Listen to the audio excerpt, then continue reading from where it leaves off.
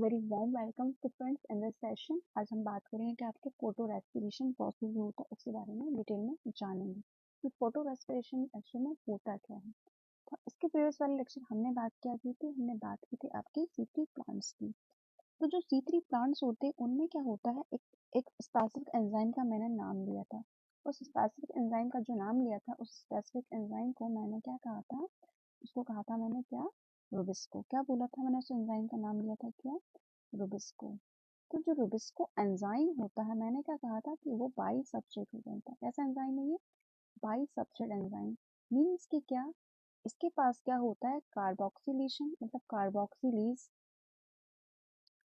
और ऑक्सीजनेज, और क्या होती है, ऑक्सीजनेज। दो एक्टिविटीज जो होती है वो प्रेजेंट होती है। तो जब कार्बोक्सिलेज है और जब ऑक्सीजनेज एक्टिविटी, तो कार्बोक्सिलेज एक्टिविटी तो हमने कहाँ देख ली, आपकी C3 साइकिल में देखी। कहाँ देखी आपने, C3 साइकिल में देखी।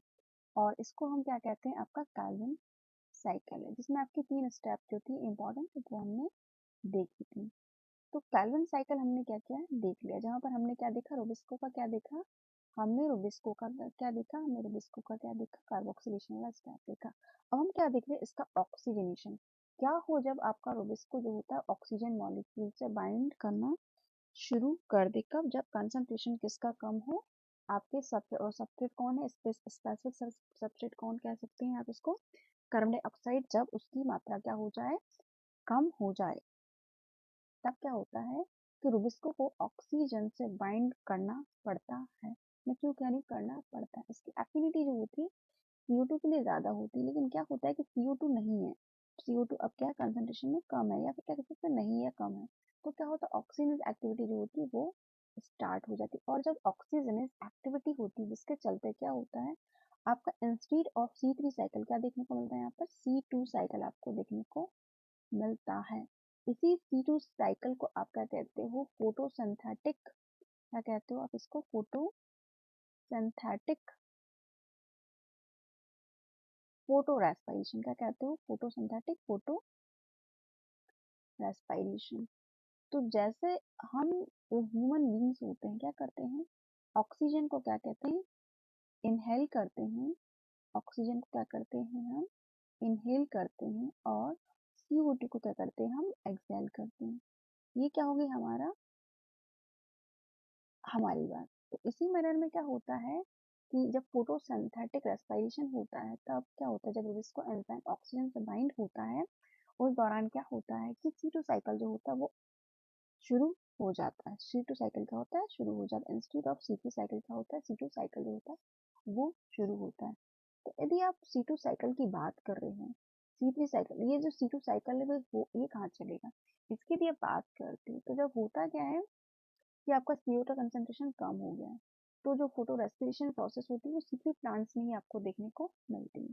तो यदि आप बात करते हो कि C2 जो साइकिल होती है वो कहाँ, कौन से प्लांट में देखने को मिलती है, तो क्या बोलेंगे आप, C3 जो प्लांट्स होते हैं वो क्या करते हैं, C2 साइकिल को चलाना जानते हैं। मतलब इनके अंदर जो होता है C2 साइकिल जो होता है वो प्रेजेंट होता है, जब रूबिस्को जो होता है ऑक्सीजन से बाइंड करना शुरू कर देता है तब।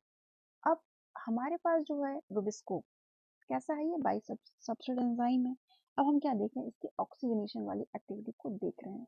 अब जो फोटो रेस्पिरेशन होता है, हमने क्या देखा फ्रेंड्स, हमने देखा था क्या कि आपका जो डार्क रिएक्शन, इसको आप क्या कह रहे थे, C3 साइकिल कह रहे थे, कहाँ पे हो रहा था, आपके स्ट्रोमा में रन होता। स्ट्रोमा किसका, स्ट्रोमा आपके क्लोरोप्लास्ट का स्ट्रोमा। लेकिन जो फोटो रेस्पिरेशन जिसको आप C2 साइकिल कह रहे हो, C2 साइकिल ये कहाँ पर ऑपरेट होता है, यहाँ पर 3 ऑर्गेनेल्स जो होते हैं प्लांट सेल के जो 3 ऑर्गेनल्स जो होते हैं वो इम्पोर्टेंट रोल प्ले करते हैं। ये 3 ऑर्गेनल जो होते हैं, एक सिंगल स्टेप जो मतलब कहते हैं ना, एक फोटो रेस्पिरेशन जो स्टेप है, उसमें क्या हो रहा है, आपका 3 ऑर्गेनल जो होते हैं वो पार्टिसिपेट करते हैं। तो पहला तो कौन है, आपका क्लोरोप्लास्ट है ही। दूसरा कौन है, आपका पेरोक्सिसोम है। दूसरा ये कौन है, आपका पहला, यहाँ पे हम लिखें क्या कि पहला जो ऑर्गेनल है वो कौन है, आपका क्लोरोप्लास्ट है। दूसरा कौन है, दूसरा है आपका पेरोक्सिसोम। दूसरा क्या है, पेरोक्सिसोम। और जो तीसरा ऑर्गेनल वो कौन है, आपका माइटोकॉन्ड्रिया।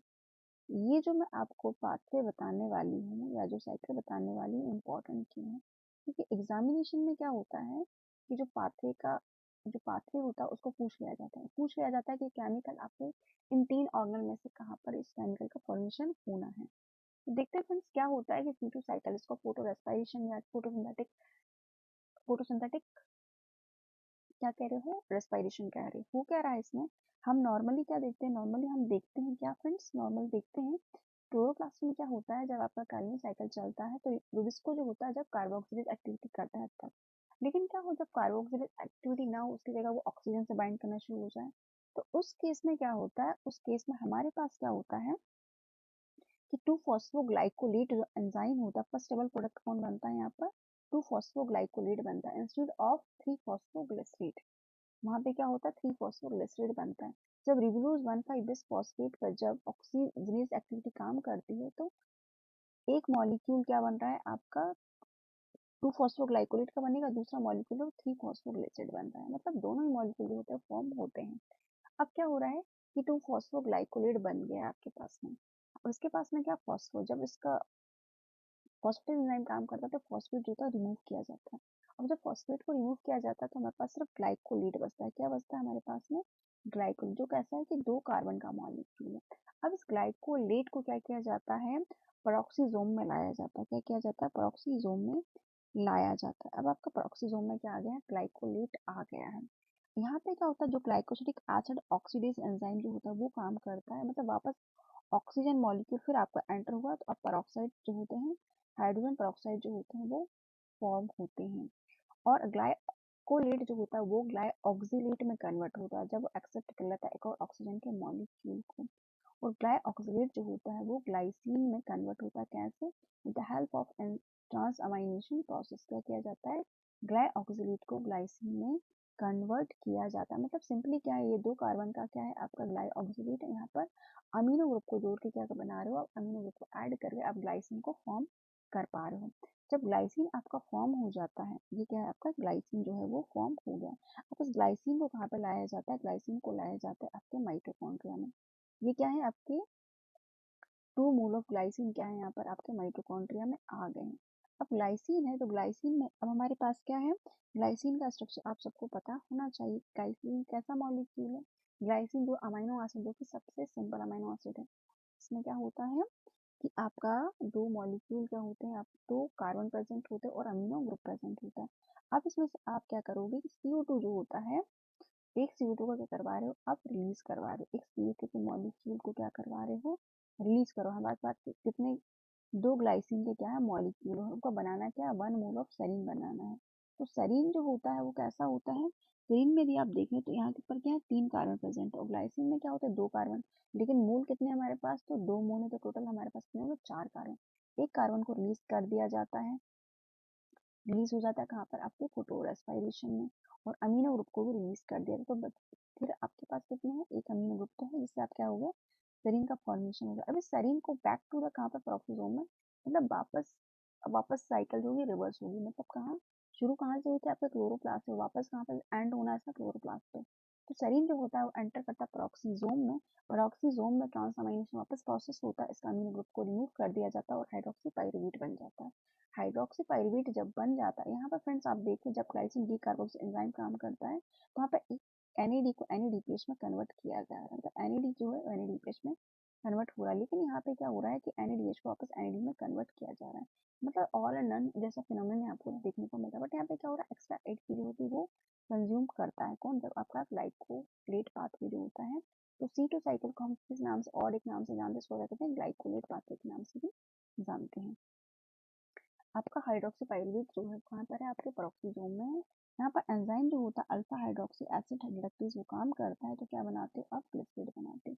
और इस ग्लिसरेट को अब कहाँ पे लाया जाता है, इस ग्लिसरेट को लाया जाएगा आपका क्लोरोप्लास्ट में।